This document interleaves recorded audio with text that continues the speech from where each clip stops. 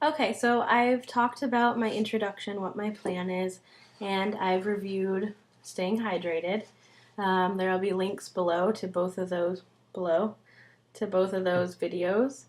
Now I want to talk a little bit about nutritional basics, or food basics of food and diet. So let me pull out my little book. Um, Basically, the way I'm doing my diet or lifestyle change to lose weight is by calorie counting. I know different people have different methods. When I lost weight when I was younger, that's what worked for me. I think I lost 17 pounds. Of course, I put that all back on when I went to college, plus some. But that's what has worked for me. And like I've said in previous videos, I'm following the Biggest Loser plan, and that's what they suggest doing. So that's the first thing. The second thing is make sure that if you're going to do calorie counting, you need a reliable source of like a calorie counting book. Let me see if I can grab mine. Okay. Here's the one that I use. It's the Biggest Loser Complete Calorie Counter. There's tons of these on the market. I just happen to I'm a huge fan of the Biggest Loser. So when I ordered some books, this came in a package, and it's great. It's got all of your foods, snacks, and then in the back, common restaurants that you might dine out at. So this will come in really handy. If not, you can at least look at packages. Like the nutritional labels on the back of everything will say calorie count. Pay attention to those. And keeping a food journal, which is part of what my little book is going to become, is also super helpful to make sure that you're staying within your daily allotted amount.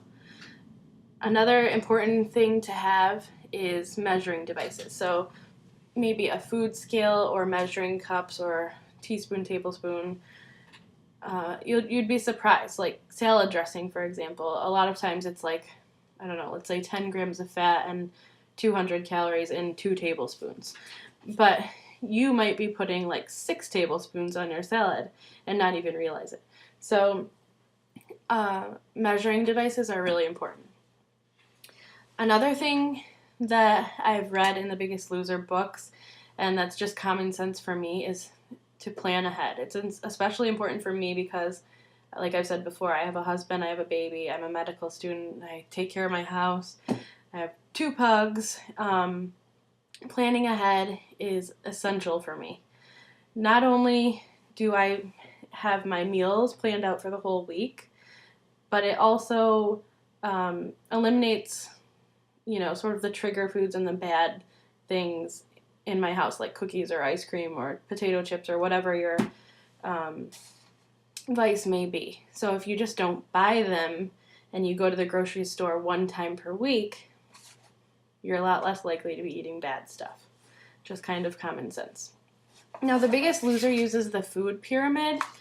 I kind of drew it out in my book. I don't know if you can see that.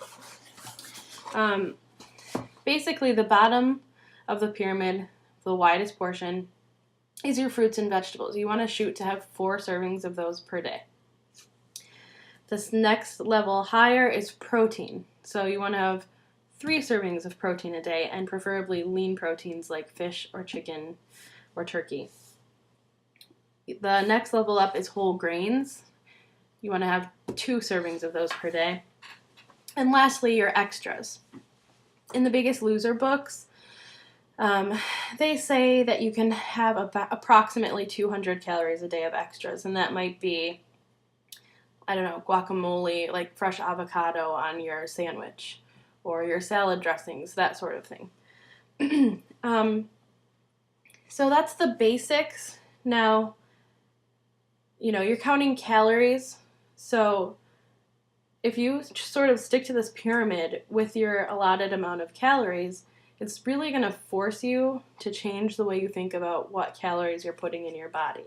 Like for me, I would have never been eating 4 servings of vegetables and fruit a day. But now, because that's my goal, I make sure, for example, for breakfast, maybe I'm having fresh berries on my yogurt. And for a snack, I'm eating an apple or a clementine. And then with lunch, maybe I'm eating a salad with vegetables in it. And then with dinner, maybe I'm having some asparagus. So that would be my 4 servings per day. Well, when you count up all the calories just to get those, you've used a chunk of your calories. And the same thing with protein. So by the time you work your way up, you're really eating less of the bad stuff. There's not a whole lot of room if you shoot to get the good stuff in first. So let's talk about calories, because I think this is the most confusing thing. It took me a while to figure this out, but really it's kind of basic when you think about it. So what you want to do while you're losing weight according to the Biggest Loser plan is eat your weight times 7. That gives you a number. That's how many calories you should be shooting to eat in a day. So let's say you're a 200-pound person. We'll use that, as a round number. 200 times 7 is 1,400 calories in a day. That's what you should be eating approximately. Now that sounds really low, but again, the Biggest Loser is sort of a quick weight loss plan.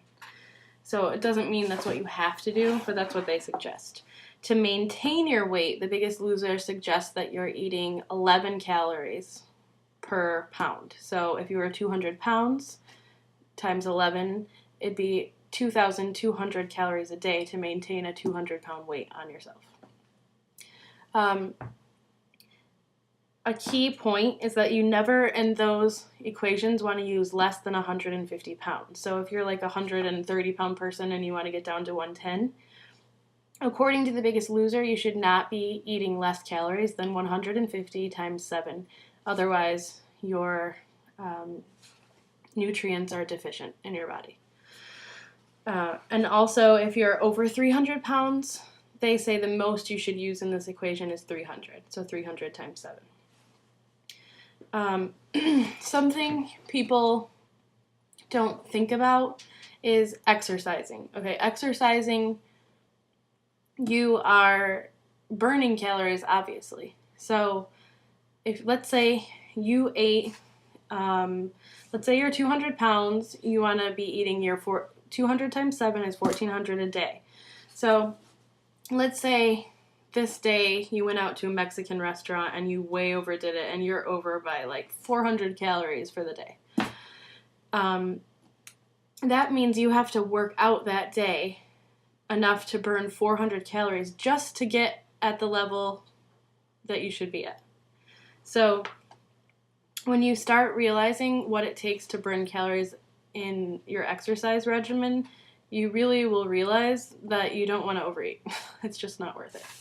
Unless you're just one of those people that loves to run, and I'm not. Now, another helpful diet site that is not Biggest Loser related is called nowlost.com, and I'll put it down in the links down below.